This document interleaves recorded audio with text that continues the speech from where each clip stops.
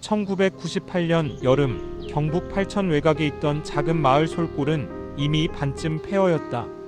젊은 사람들은 다 떠났고 남은 건 70대 이상 노인들하고 개 2마리 그리고 길 잃은 길고양이 몇 마리뿐이었다.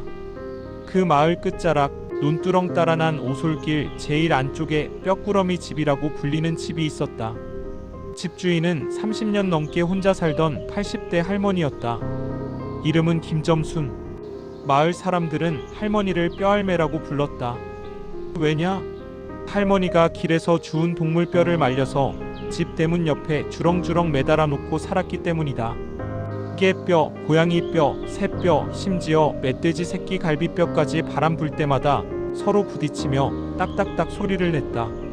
마을 애들은 그 소리만 들어도 오줌 지릴 것 같아서 절대 그 길로 다니지 않았다. 나는 그해 여름방학 때 할머니 집에 얹혀 살게 됐다. 아버지가 공사장에서 다리를 다쳐서 입원 중이었고 엄마는 공장에서 야간 근무를 뛰어야 했기 때문이다. 그래서 초등학교 5학년이었던 나는 3주 동안 뼈할매 집에서 지내게 됐다. 첫날 밤 할머니는 나를 작은 방에 재우고는 문을 잠갔다. 밤에 절대 문 열지 마라이. 화장실 급해도 옆에 있는 요강 쓰고. 그 말투가 너무 단호해서 어린 마음에 겁이 났다. 새벽 3시쯤 쿵쿵쿵 천장에서 나는 발소리였다. 천장이 낮아서 손만 뻗으면 닿을 것 같았는데 누군가 천장 위를 걷고 있었다. 발소리는 점점 느려지더니 정확히 내 머리 위에서 멈췄다.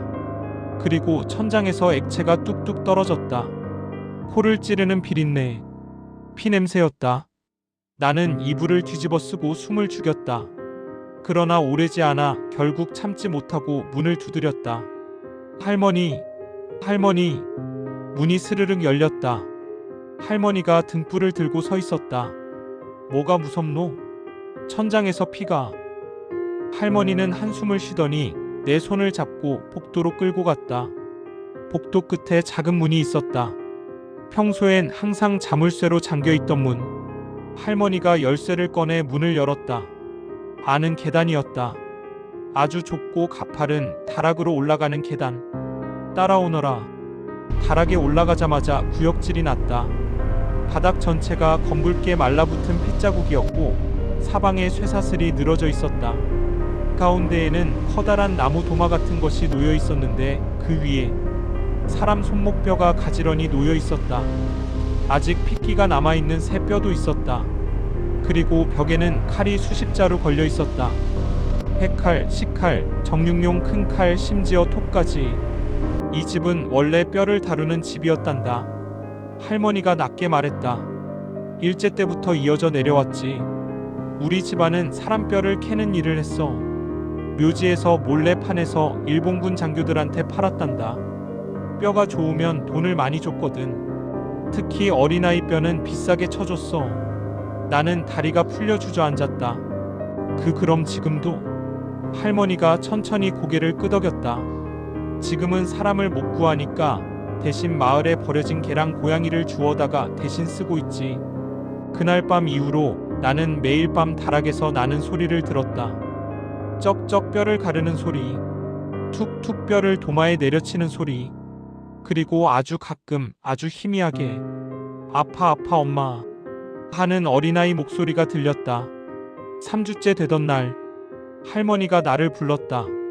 얘야, 할미가 오늘은 좀 특별한 걸 해줄게. 할머니는 내 손을 잡고 다락으로 올라갔다. 이번엔 내가 직접 보게 해주겠다고 했다. 다락 한가운데에 커다란 플라스틱 통이 놓여 있었다. 안에는 아직 살아있는 강아지가 네 발이 묶인 채 들어있었다. 강아지는 울부짖으며 몸을 비틀었지만 꼼짝할 수 없었다. 할머니가 회칼을 들었다. 이제부터 뼈를 캐는 법을 배워야지. 다 알게 된 이상 별 수 없다이. 나중에 내가 이 집을 이어받아야 할 거요. 나는 비명을 지르며 뒤로 물러났다. 할머니가 칼을 휘둘렀다. 강아지 목에서 피가 솟구쳤다. 피가 내 얼굴에 튀었다. 뜨겁고 끈적한 액체가 입안으로 들어왔다. 나는 토했다. 할머니는 웃고 있었다. 처음엔 다 그래. 익숙해지면 괜찮아. 그날 밤 나는 도망쳤다. 맨발로 논두렁을 가로질러 마을버스 정류장까지 뛰었다. 새벽 5시 버스를 타고 터미널로 갔다. 엄마한테 전화해서 울면서 모든 걸 말했다. 엄마는 처음엔 믿지 않았다. 그러나 내가 계속 피냄새가 난다고 울부짖으니까 결국 경찰에 신고했다. 경찰이 갔을 때 집은 이미 텅 비어 있었다. 뼈알매는 사라졌고 다락도 깨끗이 청소돼 있었다. 피 한 방울, 뼈 한 조각 남아있지 않았다. 다만 대문 옆에 걸려있던 뼈꾸러미들만 바람에 흔들리고 있었다. 그 후로 10년이 지났다. 나는 서울에서 대학을 다니고 취업도 했다. 하지만 매년 여름이면 악몽을 꾼다. 다락에서 나를 부르는 할머니 목소리. 얘야, 이제 내 차례란다. 그리고 작년 여름, 휴대폰에 발신자가 할머니로 찍힌 문자가 왔다. 사진이 첨부되어 있었는데 내가 초등학교 5학년 때 찍은 사진이었다. 내가 잠든 사이에 할머니가 내 발목을 쇠사슬로 묶어놓고 옆에 회칼을 올려놓고 있는 사진. 그리고 문자가 이어졌다. 할미 기다리고 있을게. 뼈는 아직 덜 자랐지만 이제 곧 좋을 것도 같구나. 나는 그날로 번호를 바꾸고 부모님 집도 이사했다. 하지만 아직도 가끔 새벽에 딱딱딱 뼈 부딪히는 소리가 들리는 것 같다. 그리고 어젯밤 현관문 손잡이가 천천히 돌아가는 소리가 났다. 나는 숨을 죽이고 문을 바라봤다. 문틈 아래로 아주 희미하게 붉은 액체가 스며들고 있었다.